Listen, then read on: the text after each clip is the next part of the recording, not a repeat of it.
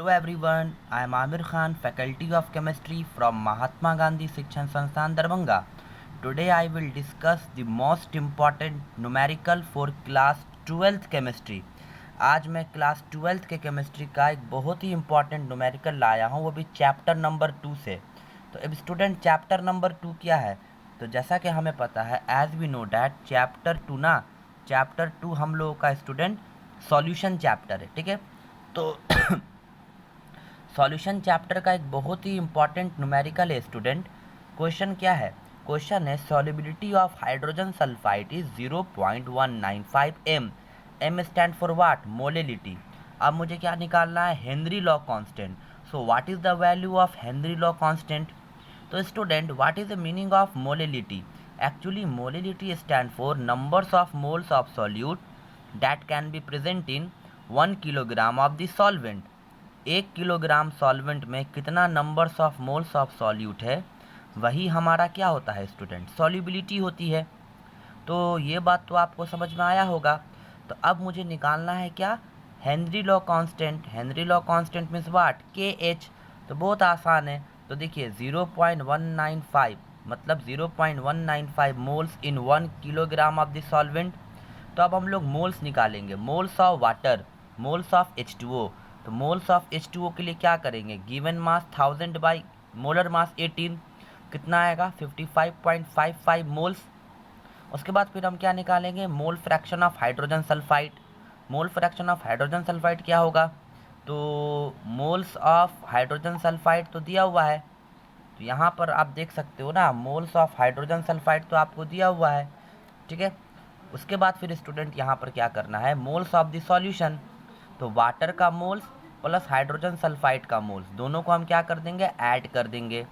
तो कितना आ जाएगा मोल्स ऑफ हाइड्रोजन सल्फाइड?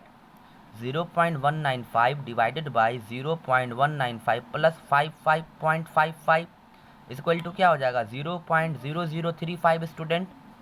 फिर हम लोग यहाँ पे निकालेंगे Henry law constant. Okay student, अब जैसा कि हमें पता है किसी भी सॉल्यूशन के लिए पार्शियल प्रेशर का फॉर्मूला क्या होता है? Partial pressure is equal to Henry law constant into mole fraction of the gas.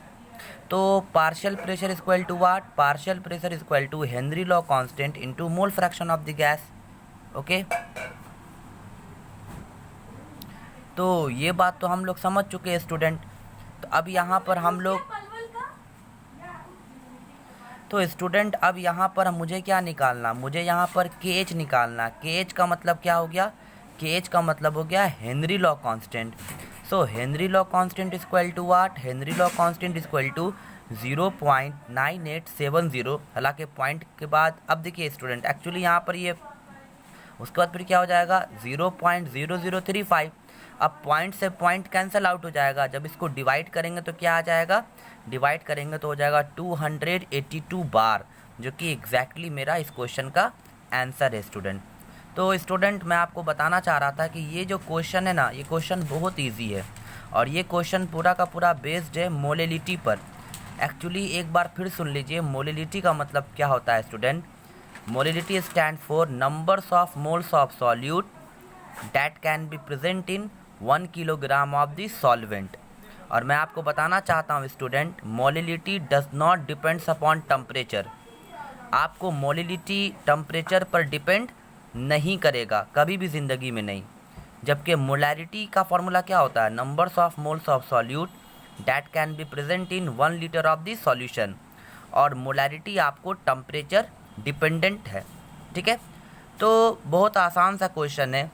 तो आप हेनरी लॉ पढ़ोगे तो सारा का सारा क्वेश्चन आपसे बन जाएगा। जहाँ तक बात है मोल फ्रैक्शन का, तो हम जानते हैं कि किसी भी सॉल्यूशन का मोल फ्रैक्शन निकालने के लिए हम क्या करते हैं? मोल्स ऑफ द सॉल्यूट जिसका हमको निकालना है divided by moles of the solution करते हैं। तो मुझे मोल फ्रैक्शन ईजिली कैलकुलेट हो जाता है, ठीक है।